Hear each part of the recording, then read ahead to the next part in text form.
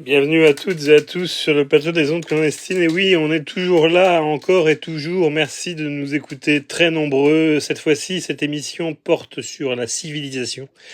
Civilisation, c'est un bien grand mot, mais Jean-François Carracci, avec les siens, va nous expliquer ce qu'il retourne de cette situation. En quoi la civilisation est-elle un pivot, enfin un élément important dans notre réflexion d'aujourd'hui. Écoutons-le. Différents intellectuels français ont déversé leur encre, leur plume dans les grands journaux, dans les grands quotidiens, en expliquant que la civilisation n'a jamais été autant en danger et que les États-Unis, eux, ont jamais été autant perturbateurs, conquérants. C'est faux. Les États-Unis, c'est au départ, les États-Unis se sont fait, avant l'indépendance américaine face à l'Angleterre, les États-Unis se sont faits sur le meurtre des Indiens, des Peaux-Rouges, parce qu'il existait, ce n'était pas une terre vierge, les États-Unis, l'Amérique du Nord, même le Canada, ce n'était pas une terre vierge. Il y avait des différentes civilisations nord-américaines qui étaient présentes, les Sioux, tout ce que vous voulez, et comme ils n'étaient pas au niveau armement, au niveau combat, aussi organisés et maîtrisant autant le feu, les armes à feu, que les Européens, ils ont quasiment disparu. Mais les États-Unis se sont fait au départ par deux sortes de populations. Des chercheurs d'or, des chercheurs de fortune, qui crèvent la faim en Angleterre ou en France ou en Allemagne, sont partis vers cette contrée lointaine-là où vraiment ils avaient rien d'autre en fait derrière eux, puisque le voyage en plus était très meurtrier. Avant qu'il y ait l'Amérique qu'on connaît aujourd'hui, il y a plus de 200 ans, c'est très très différent. Et la deuxième chose, on chassait en Amérique les repris de justice qu'on voulait plus en France. Il faut imaginer qu'au départ, les États-Unis, c'est comme si vous faisiez de l'île d'Alcatraz un État indépendant, par exemple le pays d'Alcatraz, et que d'un coup vous vous retrouviez à avoir une population, un gouvernement fait que de membres d'Alcatraz. Vous pensez que ça peut donner quoi ? Les États-Unis, en 39-40, ne voulaient pas rentrer dans la Seconde Guerre mondiale. L'ambassadeur des États-Unis à Londres, qui n'était pas moins que le père de John Fitzgerald Kennedy, le père de John Fitzgerald Kennedy ne voulait pas rentrer en guerre, et les États-Unis ne sont pas rentrés en guerre en 39-40 parce que Hitler n'était pas un problème pour eux. Il faut bien le comprendre, c'est que en 40, 41, 42, la communauté juive internationale, de façon légitime, a réussi mondialement à s'organiser pour expliquer qu'il y avait un problème pour eux. Et là, la puissance juive new-yorkaise, s'est organisée légitimement pour pouvoir défendre les leurs. Et c'est comme ça que les États-Unis se sont retrouvés à s'intéresser d'un côté à l'Europe et de l'autre côté au Japon, à Pearl Harbor, parce que pareil, si l'attaque de Pearl Harbor n'avait pas eu lieu, le Japon pouvait s'étendre tranquillement.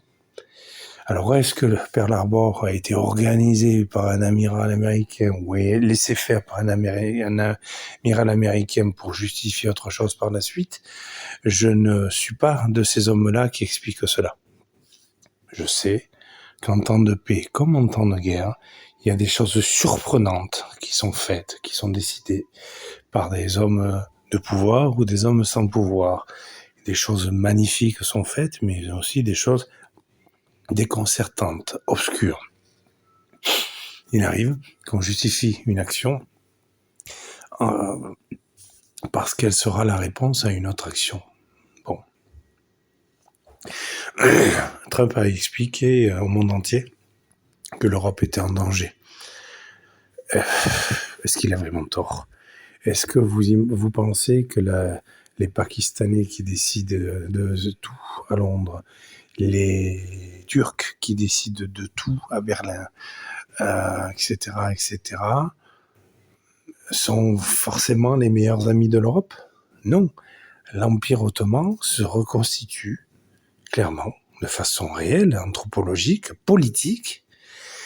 Et donc l'idée, c'est de savoir si l'Europe, mais civilisationnelle, pas l'Europe politique, parce que l'Europe politique, c'est une blague, en fait. L'Europe, l'Union européenne, la communauté des États indépendants précédemment, a été créée, soi-disant, par Monnet et autres, Schuman, pour dire, ah voilà, on va créer de l'interdépendance entre États européens, comme ça ils auront plus intérêt à faire du commerce qu'à faire la guerre. Sauf que faire de la guerre, c'est faire du commerce. Il y a une industrie de la guerre, il y a une industrie de l'armement, il y a une industrie de la faim, il y a une industrie de la peur, qui parfois est tout aussi rentable que l'industrie de la paix. S'il n'y avait pas de guerre, il n'y aurait pas de groupes comme Thales, Dassault, Safran, pour la France, qui représente 200, 300 000 employés. Vous allez leur dire quoi à ces gens-là? Ça les intéresse pas qu'il y ait la paix partout. Les casques bleus ont démontré avec l'ONU qu'ils servaient à rien. Les casques bleus en ex-Yougoslavie, ils ont fait quoi? Ils ont fait du trafic humain et du trafic d'armes. C'est ça, être garant de la paix? Putain, ça fait froid dans le dos. Quand des grands intellectuels qui sont bien au-dessus de notre capacité de compréhension, bien sûr, nous expliquent que l'Ukraine est le révélateur que la Russie est dangereuse. Ok. Donc, moi, je suis pas pour Poutine. Pour moi, Poutine, c'est une petite merde de Saint-Pétersbourg. C'est un petit voyou qui a été recruté par une recruteuse du KGB qui était directrice d'école à Saint-Pétersbourg. Et le petit voyou des quartiers de Saint-Pétersbourg est devenu patron du KGB, puis patron du FFB, puis président de la Russie. C'est un type qui a réussi sa vie. Quand il y en a qui disent l'obscur espion, machin, ou il y en a qui disent, ah, mais Poutine était un espion minable, inconnu. Non, il n'y a pas directeur général du FSB en ayant été un espion minable.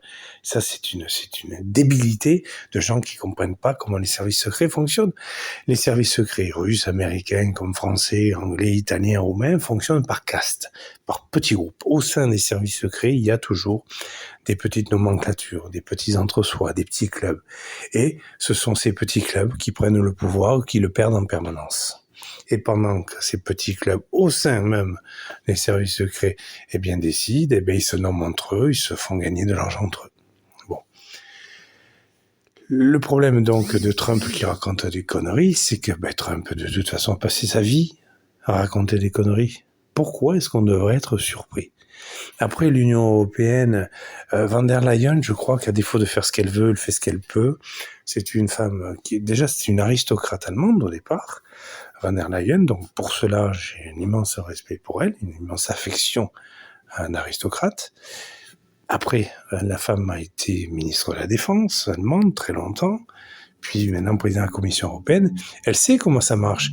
Elle sait aussi que en politique, il y a plus de prédateurs et de putes qu'il y a de gens vertueux et désintéressés et brillants. Donc elle joue elle-même sa partie avec cet échiquier-là.